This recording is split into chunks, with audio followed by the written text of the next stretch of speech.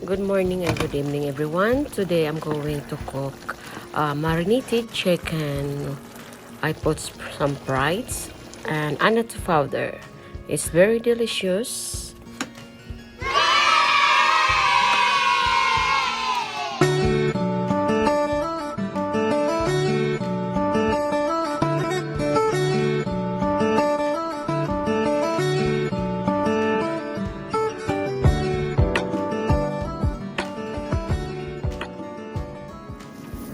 Thing to do, I need to put chicken powder, the chicken, apply very well, both side.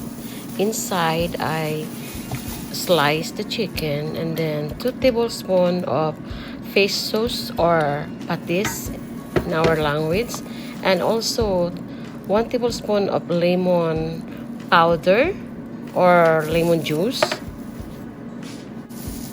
and also 4 cloves of fresh garlic chop, and also 1/2 of onion, and you have to mix it very well. And I forgot, I think I edit the video, guys. I add the 1/2 teaspoon of sugar and also 1/2 small can of Sprite I add here, and also the black pepper, 2 tablespoons of black pepper, and also the 2 tablespoons of annatto powder, and we call in our language is sweetest, and mix really good so the flavor is.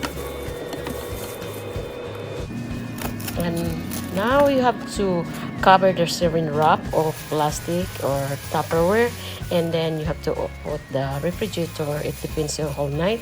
And then now you have to put the pan all your marinated chicken and cover it very well and boil it until the chicken is cooked and boil really good until the sauce is get sticky.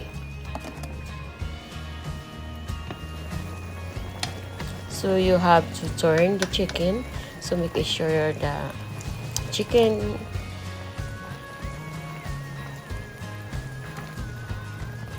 it's not get burned. They have like brown, but it's good. It tastes good. It's not burned. So now you have to put the sauce on the top of the chicken, so the taste is really good. So you have to taste it, make sure the chicken. If you like salt, then you have to add pineapple juice and pineapple chunk, 1/2 of can of pineapple chunk, and then you have to boil it again, what I said, and 1/4 ketchup or tomato sauce or tomato paste, so either one, guys. And then you have to boil it until the sauce is get dry. And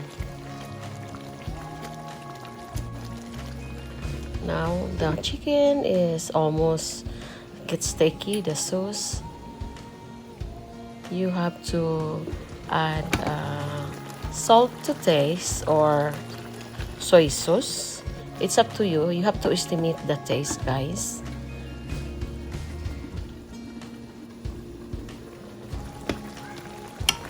And this kind of chicken is very good.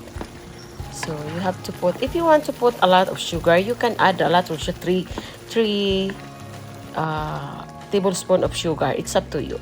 I like sweet, but I put a little bit of 1/2 teaspoon of sugar. I don't put sugar there because I think they cut the video, but the Sprite is already, and the pineapple is already sweet, so I don't put a lot of sugar. And add 1/2 red pepper, or you have whatever achal, we call achal, or bell pepper, and also that is escalon. That is only optional, guys, the escalon, to make your food is look nicer and delicious. So if you like this video, please don't forget to subscribe, likes and share, and please comment. And God bless. And don't forget to post the notification bell, so every time I upload a video, you already updated. And now the food is ready to serve. Let's eat, guys, and with this with the rice. Thank you very much.